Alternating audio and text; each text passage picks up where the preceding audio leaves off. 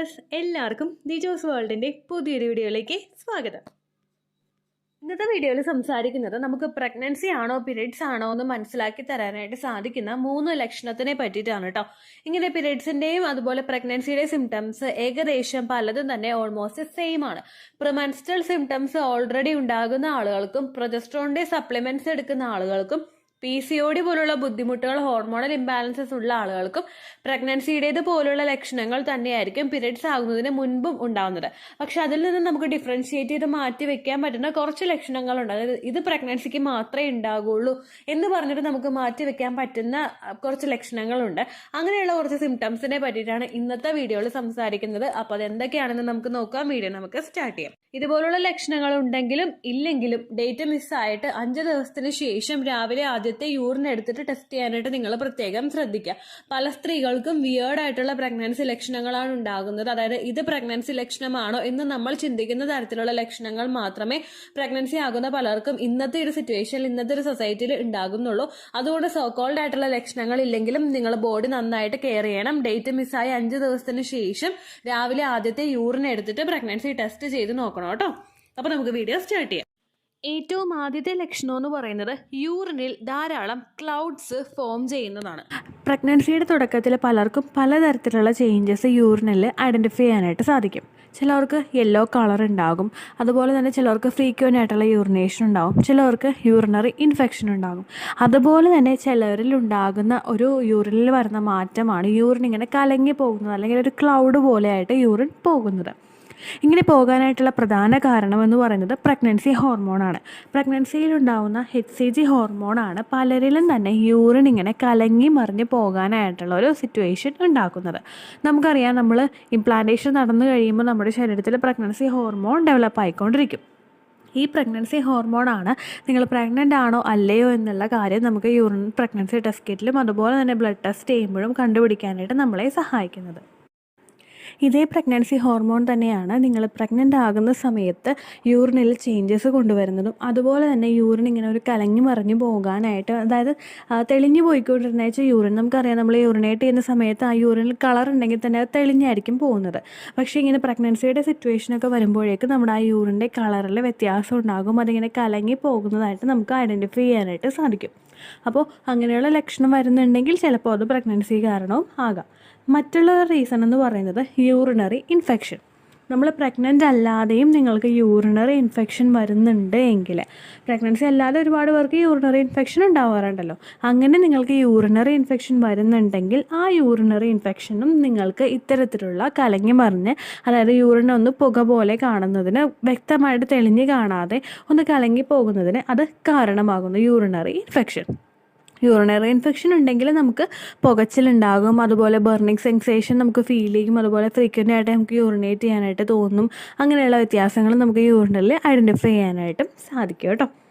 അടുത്തത് പറയുന്നത് ഒരു ചേഞ്ചസ് നമുക്ക് കാണാനായിട്ട് സാധിക്കുന്നത്, അല്ലെങ്കിൽ അങ്ങനെ പോകാനായിട്ടുള്ള കാരണം എന്ന് വെച്ച് കഴിഞ്ഞാൽ നമ്മുടെ വജൈനൽ ഡിസ്ചാർജ് ആണ്. നമുക്ക് എക്സസ് ആയിട്ടുള്ള വജൈനൽ ഡിസ്ചാർജ് ഉണ്ടെങ്കിൽ, ഇൻഫെക്ഷൻ ആയിട്ടാണെങ്കിലും അല്ലാതെയും ഒക്കെ നിങ്ങൾക്ക് വജൈനൽ ഡിസ്ചാർജ് അനുഭവപ്പെടുന്നുണ്ടെങ്കിൽ, ഇങ്ങനെയുള്ള ഡിസ്ചാർജ് മൂലം നമുക്ക് യൂറിൻ പോകുമ്പോഴേക്കും അത് കലങ്ങി പോകുന്നതിന് കാരണമാകുന്നുണ്ട്. നമുക്ക് യൂറിനേറ്റ് ചെയ്യുമ്പോഴായിരിക്കും ഈ വജൈനൽ ഡിസ്ചാർജ് നമ്മളുള്ളതല്ല ഇങ്ങനെ പുറത്തേക്ക് പോകുന്നത്. അപ്പോൾ അങ്ങനെയുള്ള സമയത്ത് നിങ്ങൾക്കിപ്പോൾ എക്സസ് ആയിട്ടുള്ളൊരു വജൈനൽ ഡിസ്ചാർജ് നിങ്ങൾക്ക് കാണുന്നുണ്ടെങ്കിൽ, അത്തരത്തിലുള്ള എക്സസ് ആയിട്ടുള്ള വജൈനൽ ഡിസ്ചാർജ് മൂലവും നമുക്ക് ഇത്തരത്തിലുള്ള ബുദ്ധിമുട്ട്, യൂറിൻ ഇങ്ങനെ കലങ്ങി പോകുന്നതായിട്ട് കാണാനായിട്ട് സാധിക്കും. അടുത്തതെന്ന് പറയുന്നത് ഡീഹൈഡ്രേഷനാണ്. നമ്മുടെ ശരീരത്തിൽ ആവശ്യത്തിനുള്ള വെള്ളം കിട്ടുന്നില്ല എങ്കിൽ, ഒന്നാമതിപ്പോൾ ചൂടായിട്ടുള്ള സമയം ആയതുകൊണ്ട് നമ്മൾ ആവശ്യത്തിന് വെള്ളം കുടിച്ചില്ലെങ്കിൽ നമ്മുടെ ശരീരത്തിലെ ആക്ടിവിറ്റീസ് നടക്കുന്നതിന് വേണ്ടിയിട്ടുള്ള ഹൈഡ്രേറ്റഡ് ആക്കി നമ്മളെ വെക്കാനായിട്ടുള്ള വെള്ളം നമ്മുടെ ശരീരത്തിൽ ഇല്ലാതെ വരും. അങ്ങനെ ഇല്ലാതെ വന്നു കഴിഞ്ഞാൽ നമുക്കത് അറിയാൻ കഴിയുന്നത് നമ്മുടെ യൂറിനേഷനിലുണ്ടാകുന്ന നമ്പറിലെ വ്യത്യാസം അനുസരിച്ചിട്ടായിരിക്കും നമുക്ക് അറിയാനായിട്ട് സാധിക്കുന്നത്. അപ്പോൾ അതുപോലെ തന്നെ ഇത്തരത്തിലുള്ള ഡീഹൈഡ്രേഷൻ നിങ്ങൾക്ക് ഉണ്ടെങ്കിൽ, ഈ ഡീഹൈഡ്രേഷൻ്റെ ഫലമായിട്ട് നമുക്ക് യൂറിൻ ഇങ്ങനെ ക്ലൗഡി ആയിട്ട് പോകുന്നതിന് അത് കാരണമാകുന്നു. പിന്നെ പ്രഗ്നൻ്റ് ആയിട്ടുള്ള സ്ത്രീകളുടെ പ്രഗ്നൻസി പോസിറ്റീവ് ആയിട്ടുള്ള സ്ത്രീകൾ എന്തെങ്കിലും പ്രൊജസ്ട്രോണിൻ്റെ മെഡിസിൻ എടുക്കുന്നുണ്ടെങ്കിൽ, അതുപോലെ തന്നെ ഓവുലേഷൻ കഴിഞ്ഞിട്ട് പ്രൊജസ്ട്രോണിൻ്റെ മെഡിസിൻ നിങ്ങൾ ഉപയോഗിക്കുന്നുണ്ടെങ്കിൽ, ഇങ്ങനെ പ്രൊജസ്ട്രോൺ മെഡിസിൻ ഇൻസേർട്ട് ചെയ്യുന്ന സ്ത്രീകളിലും ഇത്തരത്തിൽ കാണാറുണ്ട് കേട്ടോ. നമുക്ക് യൂറിൻ ഇത്തിരി ക്ലൗഡായിട്ട് പോകുന്നതായിട്ട് നമുക്ക് കാണാറുണ്ട്.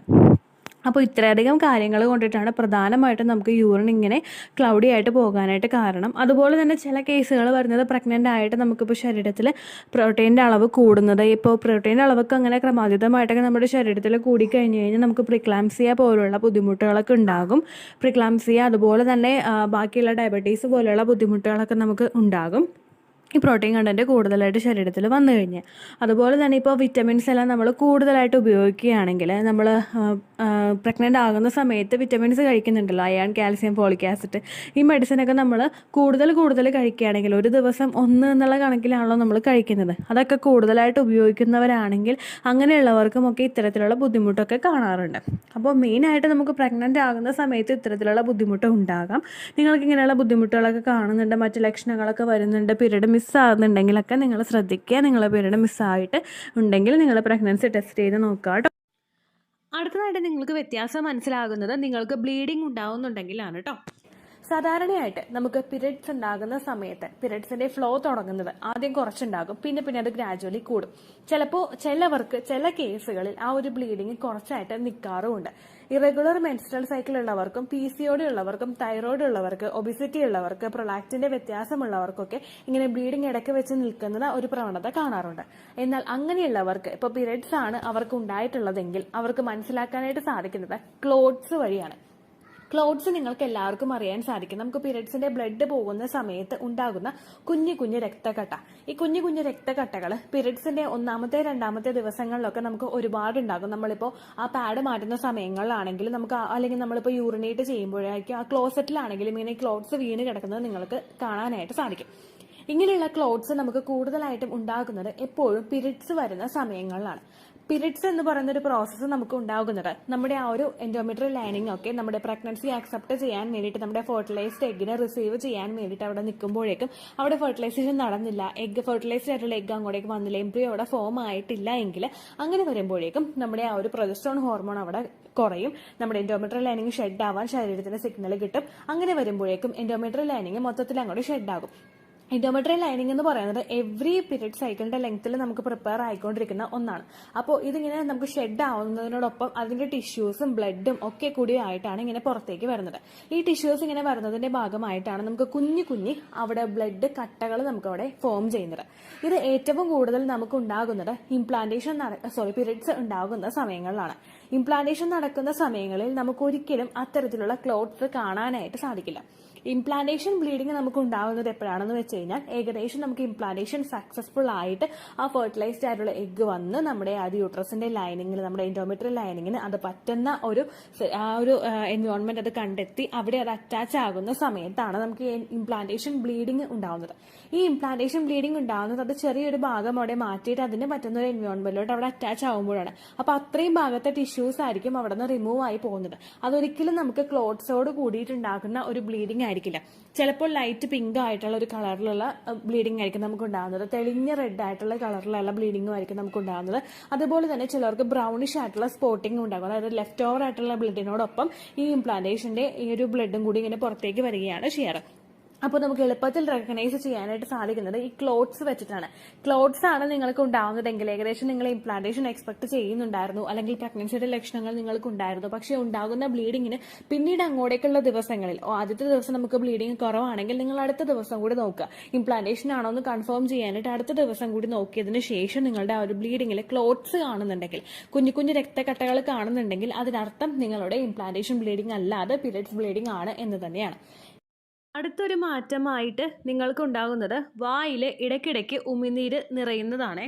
ഇവിടെ സംസാരിക്കുന്നത് ടൈലിസം എന്നൊരു കണ്ടീഷനെ പറ്റിയിട്ടാണ്. നമ്മൾ അങ്ങനെ ഒരു വാക്ക് കേൾക്കുമ്പോൾ കുറച്ച് ടഫായിട്ട് തോന്നുന്നുണ്ടെങ്കിലും ഇതിന് ശരിക്കും നമുക്ക് മനസ്സിലാക്കുന്ന ഒരു ടേം എക്സസ് സലൈവ, അതായത് നമ്മുടെ വായിൽ ഉമിനീര് കൂടുതലായിട്ട് അനുഭവപ്പെടുന്ന അവസ്ഥ. നമ്മുടെ വായിൽ എല്ലാവരുടെയും വായിൽ ഉമിനീര് ഉണ്ടാവാറുണ്ട്. പക്ഷേ പ്രഗ്നന്റ് ആകുന്ന ഒരു സ്ത്രീക്ക് സലൈവയുടെ പ്രൊഡക്ഷൻ എക്സസ് ആയിരിക്കും. ശരിക്കും സയന്റിസ്റ്റുകൾ പറയുന്നത്, അതുപോലെ ഡോക്ടേഴ്സ് ഒക്കെ പറയുന്നത്, ഒരു 3 to 4 ലിറ്റേഴ്സ് വരെ പ്രഗ്നന്റ് ആയിട്ടുള്ള ഒരു സ്ത്രീക്ക് സലൈവ പ്രൊഡക്ഷൻ, അതായത് ഉമിനീരിന്റെ പ്രൊഡക്ഷൻ ഉണ്ടാകുന്നുണ്ട് എന്നതാണ്. ഇങ്ങനെ ഒരു പ്രൊഡക്ഷൻ നമുക്ക് ഉണ്ടാകുമ്പോഴേക്കും വായിലിപ്പോൾ ഉമിനീര് നമുക്ക് വരുമ്പോഴേക്കും നമ്മൾ നോർമലി അത് ഇറക്കി വിടാറാണ് ചെയ്യാറ്. പക്ഷേ പ്രഗ്നന്റ് ആകുന്ന സമയത്ത് നമുക്ക് സലൈവ കൂടുതലായിട്ട് ഉണ്ടാകുമ്പോഴേക്കും ഉമിനീര് കൂടുതലായിട്ട് ഉണ്ടാകുമ്പോഴേക്കും നമുക്ക് തുപ്പിക്കളയാൻ വേണ്ടിയിട്ടുള്ള ടെൻഡൻസീസ് കൂടുതലായിരിക്കും. അങ്ങനെ വരുമ്പോഴേക്കും നമുക്ക് ഈസിലി ഫൈൻഡ് ഔട്ട് ചെയ്യാം. കാരണം സലൈവ കൂടുന്നുണ്ടല്ലോ, ഉമിനീര് കൂടുന്നുണ്ടല്ലോ എന്ന് നമുക്ക് എളുപ്പത്തിൽ മനസ്സിലാക്കി എടുക്കാനായിട്ട് സാധിക്കും. നോർമലി നമ്മൾ വർത്താനം പറയുന്ന സമയത്തൊക്കെ ഉമിനീര് അങ്ങോട്ട് പോകുന്നത് നമ്മൾ പലരും തന്നെ ശ്രദ്ധിക്കാറില്ല. പക്ഷേ ഏർലി പ്രഗ്നൻസി ലക്ഷണമായിട്ട് ഈ ഒരു ബുദ്ധിമുട്ട് നിങ്ങൾക്ക് വരുന്നുണ്ടെങ്കിൽ ഇതിനെ എളുപ്പത്തിൽ നിങ്ങൾക്ക് തിരിച്ചറിയാനായിട്ട് സാധിക്കുകയും ചെയ്യുന്നുണ്ട് കേട്ടോ. ഇനി ഇതിലുള്ള റീസൺസ് എന്തൊക്കെയാണെന്ന് നോക്കാം. ഏറ്റവും ആദ്യത്തെ റീസൺ എന്ന് പറയുന്നത് നമ്മളിൽ ഉണ്ടാകുന്ന ഹോർമോൺ ചേഞ്ച് ആണ്. പ്രഗ്നന്റ് ആകുമ്പോൾ ഉണ്ടാകുന്ന hormone changes, oestrogen hormone, progesterone hormone, HCG hormone ഇങ്ങനെയുള്ള ഹോർമോൺസ് നമ്മുടെ ശരീരത്തിൽ പ്രഗ്നന്റ് ആകുമ്പോൾ ഇൻക്രീസ് ആകുന്നത് മൂലം നിങ്ങൾക്ക് ഈ ഒരു എക്സസ് സലൈവയുടെ കണ്ടീഷൻ ഉണ്ടാവാറുണ്ട്. രണ്ടാമത്തെ ഒരു കേസ് എന്ന് പറയുന്നത് ഹാർട്ട് ബേൺ ആണ്. നമുക്ക് നെഞ്ചരിച്ചിൽ അനുഭവപ്പെടുന്നുണ്ടെങ്കിൽ പ്രഗ്നന്റ് ആകുന്ന സമയത്ത് നമ്മളുടെ ഡൈജഷൻ, അതായത് ദഹന പ്രക്രിയ ഒന്ന് സ്ലോ ആകാറുണ്ട്. ദഹനം സ്ലോ ആകുന്നതിന്റെ ഭാഗമായിട്ട് ഉണ്ടാകുന്ന ബുദ്ധിമുട്ടുകളാണ് മലബന്ധവും അതുപോലെ ഹാർട്ട് ബേണും, അതായത് നെഞ്ചരിച്ചിലും അതുപോലെ ബ്ലോട്ടിങ്ങും, അതായത് വയറിൽ അസ്വസ്ഥതയും ബുദ്ധിമുട്ടും ഒക്കെ നമുക്ക് ഫീൽ ചെയ്യുക. ഇതിന്റെ ഭാഗമായിട്ട് കൂടുതൽ ഹാർട്ട് ബേൺ അനുഭവപ്പെട്ട് കഴിഞ്ഞാൽ അത് നമുക്ക് എക്സസ് സലൈവ പ്രൊഡ്യൂസ് ആവുന്നതിന് കാരണമാവുന്നു, ഉമിനീര് കൂടുതലായിട്ട് വായിൽ നിറയുന്നതിന് കാരണമാവുന്നു. മൂന്നാമത്തെ റീസൺ ആണ് നമുക്കുണ്ടാകുന്നത് നമ്മളിൽ ഉണ്ടാകുന്ന മോർണിംഗ് സിക്നസ്. ഒരുപാട് പേർക്ക് മോർണിംഗ് സിക്നസ് പ്രഗ്നൻസിയുടെ സ്റ്റാർട്ടിംഗ് സ്റ്റേജിൽ തന്നെ അനുഭവപ്പെടാറുണ്ട്. ചിലർ വോമിറ്റ് ചെയ്യുന്നുണ്ടെങ്കിൽ മറ്റു ചിലർക്ക് ഉണ്ടാകുന്ന കണ്ടീഷൻ എന്ന് പറയുന്നത് വോമിറ്റ് ചെയ്യാനായിട്ടുള്ള ഒരു ടെൻഡൻസിയാണ്, അത് നൗഷിയ എന്നുള്ള ഒരു ഫീലിംഗ് ആണ് ഉണ്ടാകുന്നത്. ഈ ഫീലിംഗും കൂടുതലായിട്ട് വരികയാണെങ്കിൽ നമുക്ക് സലൈവയുടെ പ്രൊഡക്ഷൻ ശരീരത്തിൽ കൂടുന്നതായിട്ട് നമുക്ക് റെക്കഗ്നൈസ് ചെയ്യാനായിട്ട് സാധിക്കും കേട്ടോ. അടുത്ത റീസൺ എന്ന് പറയുന്നത് നമ്മളിൽ ഉണ്ടാകുന്ന ആൻസൈറ്റിയാണ്. അതായത് ഇപ്പോൾ പ്രഗ്നൻസി പ്രതീക്ഷിക്കുന്നവർക്ക് എന്തെങ്കിലും ഒരു ലക്ഷണമൊക്കെ ശരീരത്തിൽ വന്നു കഴിഞ്ഞാൽ ഒരു ആൻസൈറ്റി ഉണ്ടാകും. ഇതെന്താണ്, ക്യൂരിയസ് ആയിരിക്കും അവര്, പ്രഗ്നൻസി ആയിരിക്കോ പീരിയഡ്സ് ആയിരിക്കോ എന്ന് തിരിച്ചറിയാൻ വേണ്ടിയിട്ട് ഭയങ്കര ക്യൂരിയസ് ആയിട്ട് പലരും നിൽക്കാറുണ്ട്. നോർമലി നമ്മുടെ ഒരു നേച്ചർ വെച്ചിട്ട് പലരും നാച്ചുറലി അങ്ങനെ ക്യൂരിയസ് ആകാറുണ്ട്. കാരണം ഓവുലേഷൻ കഴിഞ്ഞിട്ട് ലക്ഷണങ്ങൾ കാണുമ്പോൾ പീരിയഡ്സ് ആണോ പ്രഗ്നൻസി ആണോ എന്ന്. പക്ഷെ മറ്റു ചില ആളുകളുണ്ട് ഇതിൽ നിന്ന് എങ്ങനെയെങ്കിലും ഡൈവേർട്ട് ചെയ്ത് പോകാനായിട്ട് ശ്രമിച്ചാലും ശരീരം അതിന് അനുവദിക്കാത്തവരെ. കാരണം ഓൾറെഡി നമ്മൾ പ്രഗ്നന്റ് ആകുമ്പോഴേക്കും നമ്മളുടെ ശരീരത്തിൽ മൂഡ് സിങ്സ് ഉണ്ടാകും, അതുപോലെ ഹോർമോണൽ ഷിഫ്റ്റും ഉണ്ടാകും. ഇങ്ങനെ സംഭവിക്കുമ്പോഴേക്കും ഒരുപാട് പേർക്ക് ആൻസൈറ്റി അവർ പോലും അറിയാതെ ക്രിയേറ്റ് ആവുന്നുണ്ടാകും. കാരണം ഒരുപാട് പേര് വീഡിയോസിലൊക്കെ കണ്ടിട്ട് സ്ട്രെസ്ഡ് ആവരുത്, സ്ട്രെസ്ഡ് ആയിക്കഴിഞ്ഞാൽ അത് ഇംപ്ലാന്റേഷനെ ബാധിക്കും എന്നൊക്കെ വിചാരിച്ചിട്ട് സ്വയം കൺട്രോൾ ചെയ്ത് ഒരുപാട് നിൽക്കുന്നവരുണ്ടാകും. പക്ഷെ അവരിൽ പ്രഗ്നൻസി ആകുമ്പോഴും ആൻസൈറ്റിയും സ്ട്രെസ്സും ഒന്ന് കൂടാറുണ്ട്, പെട്ടെന്നുള്ള ഹോർമോൺ ചേഞ്ചസും ഉണ്ട്. അങ്ങനെ ആൻസൈറ്റി കൂടുതലുള്ളവർക്കുമൊക്കെ ഈ ഒരു ബുദ്ധിമുട്ട്, അതായത് നമ്മുടെ വായിൽ ഉമിനീര് വർദ്ധിക്കുന്നതിന്റെ ഒരു ബുദ്ധിമുട്ട് കാണാറുണ്ട് കേട്ടോ. നോർമലി നമ്മൾ ഭക്ഷണം കഴിക്കാനിരിക്കുമ്പോഴേക്കും നമുക്ക് വായിൽ ഉമിനീര് ഉണ്ടാവുന്നത് എന്തെങ്കിലും ഒരു ഭക്ഷണം കണ്ടു കഴിഞ്ഞാൽ അതിന്റെ ഒരു ടേസ്റ്റ് കൊണ്ട്, അച്ചാറുകൾ, പുളിയുള്ള ഭക്ഷണങ്ങളൊക്കെ കണ്ടു കഴിഞ്ഞാൽ നമുക്ക് വായിൽ ഉമിനീര് വരുന്നത് നോർമൽ ആയിട്ടുള്ള ഒരു കാര്യമാണ്. അതിനെ നിങ്ങൾ കൂടുതലായിട്ട് പ്രഗ്നൻസി സിംറ്റം ആയിട്ട് കൺസിഡർ ചെയ്യേണ്ട. എന്നാൽ അങ്ങനെയുള്ള ഭക്ഷണങ്ങളൊന്നും കാണാതെ തന്നെ നമുക്ക് റെക്കറന്റ് ആയിട്ട്, അതായത് രാവിലെ എഴുന്നേൽക്കുമ്പോൾ മുതൽ തന്നെ ഈ ഒരു സിംറ്റം ഇങ്ങനെ കണ്ടുകൊണ്ടിരിക്കുകയാണ്, വായിൽ ഉമിനീര് നിറഞ്ഞുകൊണ്ടിരിക്കുകയാണെങ്കിൽ അത് പ്രഗ്നൻസി ആയതിന്റെ കൂടി ഒരു സൂചനയാവാനായിട്ട് ചാൻസ് ഉണ്ട്. ഇത്രയേ ഉള്ളൂ വീഡിയോ.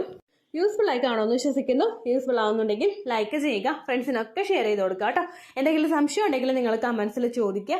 പണ്ടത്തെ വീഡിയോയ്ക്ക് കമന്റ്സ് ഇടുന്നവർക്ക് റിപ്ലൈ ലഭിക്കുന്നില്ലെങ്കിൽ ലേറ്റസ്റ്റ് ആയിട്ട് ഞാൻ ഏത് വീഡിയോ ആണോ അപ്ലോഡ് ചെയ്യുന്നത് അതിന് താഴെ കമന്റ് ഒന്ന് കോപ്പി പേസ്റ്റ് ചെയ്യാനായിട്ട് ശ്രദ്ധിക്കുക കേട്ടോ. അതുപോലെ ഓവുലേഷൻ ഡേറ്റ് കാൽക്കുലേറ്റ് ചെയ്ത് തരാനായിട്ട് റിക്വസ്റ്റ് ചെയ്യുന്ന ആളുകൾ എത്രയാണോ സൈക്കിൾ ലെങ്ത് അത് മെൻഷൻ ചെയ്യാനായിട്ട് ശ്രദ്ധിക്കുക. സൈക്കിൾ ലെങ്ത് എന്നതുകൊണ്ട് ഉദ്ദേശിച്ചത് ഓരോ മാസവും എത്ര ദിവസം കൂടുമ്പോഴാണോ ബ്ലീഡിങ് വരുന്നത് അതാണ് സൈക്കിൾ ലെങ്ത്. കഴിഞ്ഞ മാസം ഒരു 8-ാം തീയതിയാണ് ബ്ലീഡിങ് ആയതെങ്കിൽ ഈ മാസം 6-ാം തീയതിയാണ് ബ്ലീഡിങ് ആയതെങ്കിൽ കഴിഞ്ഞ മാസം 8-ാം തീയതി മുതൽ ഈ മാസം 6-ാം തീയതി വരെ എത്ര ദിവസമുണ്ടോ അത് കാലണ്ടറിൽ എണ്ണി തിട്ടപ്പെടുന്നതാണ് നിങ്ങളുടെ സൈക്കിൾ ലെങ്ത്. സൈക്കിൾ ലെങ്ത് നമ്മൾ കൃത്യമായിട്ട് കാൽക്കുലേറ്റ് ചെയ്യുകയാണെങ്കിൽ ഓവുലേഷൻ ഡേറ്റ് എളുപ്പത്തിൽ കണ്ടുപിടിക്കാൻ വേണ്ടിയിട്ട് ഒരുപാട് ആപ്ലിക്കേഷൻസും ഒരുപാട് ഓൺലൈൻ ആയിട്ടുള്ള വെബ്സൈറ്റുകളും ഇന്ന് നമുക്ക് അവൈലബിൾ ആണ്. പ്ലേ സ്റ്റോറിൽ പോയിട്ട് ഓൺലൈൻ ഓവുലേഷൻ ട്രാക്കർ എന്ന് ടൈപ്പ് ചെയ്ത് കഴിഞ്ഞാൽ നിങ്ങൾക്ക് അതുമായിട്ട് ബന്ധപ്പെട്ടിട്ടുള്ള ആപ്ലിക്കേഷൻസ് കിട്ടും. അത് പറ്റുന്നില്ല എങ്കിൽ ഗൂഗിളിൽ പോയിട്ട് ഓൺലൈൻ ഓവുലേഷൻ കാൽക്കുലേറ്റർ എന്ന് ടൈപ്പ് ചെയ്ത് കഴിഞ്ഞാൽ അതുമായിട്ട് ബന്ധപ്പെട്ടിട്ടുള്ള വെബ്സൈറ്റുകൾ നിങ്ങൾക്ക് കിട്ടും. അതിൽ നിങ്ങളുടെ ലാസ്റ്റ് മന്തിലെ മെൻസ്ട്രേഷന്റെ ഡേറ്റും ഒപ്പം ഞാൻ ഈ പറഞ്ഞ രീതിക്ക് നിങ്ങൾ കാൽക്കുലേറ്റ് ചെയ്യുന്ന സൈക്കിൾ ലെങ്ത്തും എൻ്റർ ചെയ്ത് കൊടുക്കുകയാണെങ്കിൽ നിങ്ങൾക്ക് കൃത്യമായിട്ട് ഓവുലേഷൻ ഡേറ്റ് കണ്ടുപിടിക്കാനായിട്ട് സാധിക്കും.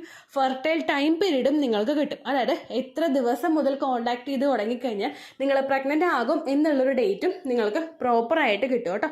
ഇത് കാൽക്കുലേറ്റ് കാൽക്കുലേറ്റ് ചെയ്യുന്ന സമയത്ത്, സൈക്കിൾ ലെങ്ത് കാൽക്കുലേറ്റ് ചെയ്യുന്ന സമയത്ത് നിങ്ങളുടെ ആ ഒരു കലണ്ടറിൽ നോക്കി തന്നെ നിങ്ങൾ കാൽക്കുലേറ്റ് ചെയ്യുക. പല മാസങ്ങളിലും 30-31 ദിവസമുണ്ട്, അതുകൊണ്ടാണ് അങ്ങനെ പറഞ്ഞത്.